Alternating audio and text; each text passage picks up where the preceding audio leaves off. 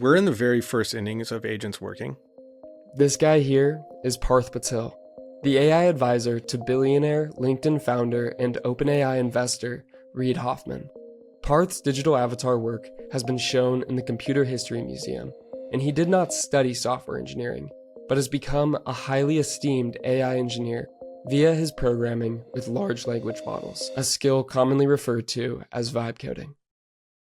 If you think about where the job cuts, it seems like the jobs that are at risk are a lot of the jobs that were rote cognitive jobs, like repeatable tasks that are cognitive in nature that you could drop an LLM in and potentially get better output than a human. And also anything that can be done behind a computer, which is a lot. If you use agents that can use a web browser, that's just the first thing. But like you use coding agents that operate on the operating system level, like they have the entire computer at their disposal to solve a problem, and that you can run many of them in parallel. It just is it's a new form of labor that is competing with the existing form of labor. And I do think that orchestrating that is a way out, right? Like if I think about data analysis in the old world, doing stuff manually, writing scripts to automate, business problems, but actually now you have language models writing those scripts.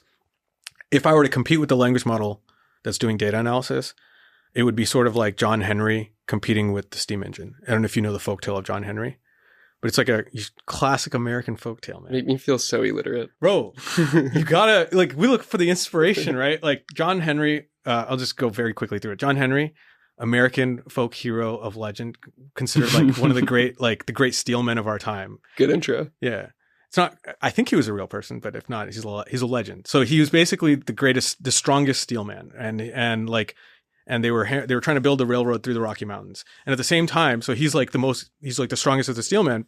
And then there's a steam engine. And so they do a race. Who can break through the other side of the tunnel to the other side of the mountain? It's John Henry manually versus a crew of people manning this train steam engine drilling, and then periodically the train would break down and then the crew would have to patch it. And then eventually John Henry breaks through the mountain first and wins the race. And then the steam engine kind of sputters at the end. But kind of gets second place. And then he dies of a heart attack as a result of overexhaustion. And this is a classic tale of man versus machine. And it's would you rather be John Henry, this the great data analysis of the manual era? But or would you rather be designing the system that does the analysis? And I saw, when I saw language models doing data analysis that I could talk to, I was like, man, we're in the first inning of this. I would not hire a data analyst to do this by hand.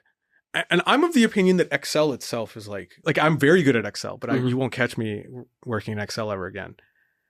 Because I think it's just we're in the weeds when actually we should be orchestrating the model that builds and works with the Excel model. Completely. And it may not be an Excel model. It may be actually code. It should be, just human language. Yeah. Exactly. Language is our method of orchestrating these systems, and they can use code and all other tools in the computer at their disposal to help us solve our problem. That's one of those that is really tough for me to grapple with, the lack of parallels in progress within AI that I feel we're still experiencing, where, for example, I spent 65 hours this week doing my job basically all in Excel. Yeah. And creating a model that I just know is going to be able to be fully built by AI within the next 2 to 5 years. I would be blown away if not. And all the best analysts are getting hired by the frontier labs to train the model to do that specific set of work better. Bankers are getting paid $200 an hour to train these models. Yeah. And then today on my drive over to do this episode, I interviewed essentially speaking GPT and had it play you and practice this little interview. Yes. And that felt like such a more complex task than just understanding the cells in an Excel sheet and how they should filter and plug into one another. Yes. And it's one of those really fascinating lack of parallel in progress. And I think we're going to see probably a little bit of a leveling out in the coming years there.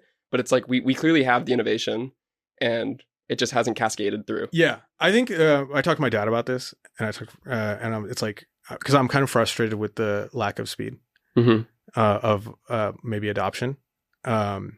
And then my dad was like, no, actually, the first phase of this, if it's anything like the Moore's Law and the computing revolution, is the first phase is the infrastructure build out. And then that's why more people are making money on consulting on AI than they are even in like making apps and stuff.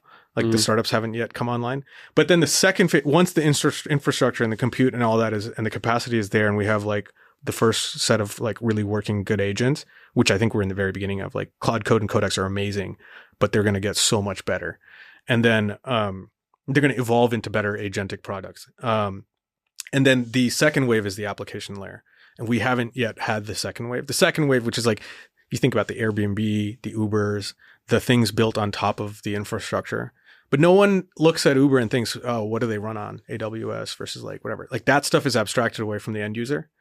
And the application layer wave we're not even in the first, like that hasn't even begun yet, I think. If you enjoyed that clip, you can find the full episode somewhere over here. It's going to be over there. I'm going to make sure it's over there. And if the content is interesting, it really helps if you click that subscribe button. And if it's not interesting, it helps a lot if you just let me know why. I'd love to improve at this, and your feedback means the world. Thank you so much for watching.